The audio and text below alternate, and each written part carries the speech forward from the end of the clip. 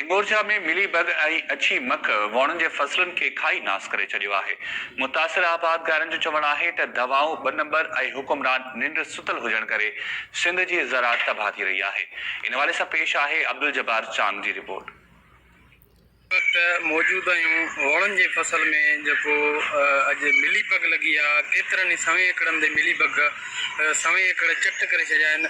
असीं मौजूद आहियूं आबादगारनि सां, अचो त उन्हनि सां ॻाल्हायूं उहे टाइम सां पंहिंजा वीचार कीअं था वञनि। जेकी आहे इन जो त अंदाज़ो ई कोन्हे त आबादगार खे छा नुक़सानु पियो आहे, पर जेकी नई ओचितो इहा बीमारी पैदा थी आहे जेका पूरे फसल खे जेको आहे तबाह कई थी वञे। जीअं दरिया पाईंदो आहे समुंड खे पाईंदी थी वञे, इहे हज़ारे एकड़नि खे जेको आहे तबाही कंदी। असां मिली भगत जेकी आहे जेकी आहे वणनि खे तबाह करे थी।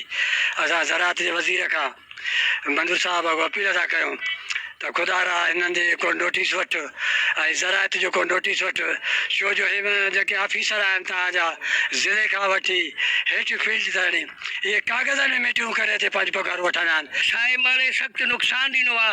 जेको आहे ज़राअत वारा को बि सार संभाल लाइण लाइ को बि तयारु कोन्हे। मिली बग लगी आहे, असांजा फसल सभु तबाह करे छॾिया अथई। सफ़ा दवाउनि में बि हाल का शइ कान्हे। सफ़ा जेका नकली माल था हलाइनि ऐं दवाउनि जा रेट सभु चोट ते छॾियल आहिनि। असां मज़दूर वसाइण खे अपील था कयूं त असांजो तदारक कयो वञे। असांजा मिली बग जेको सो एकड़नि जा एकड़ तबाह करे छॾंदी। इहा बीमारी जीअं आई आहे असांजो फसल हिन कपाह जे फसल में काई उमेदु कान्हे। खुदारा गवर्नमेंट खे अपील आहे कुझु अघूर निड जेके सुतल आहिनि उहे उथनि जागनि। असांजा फसल आबादगार तबाह थी वियो।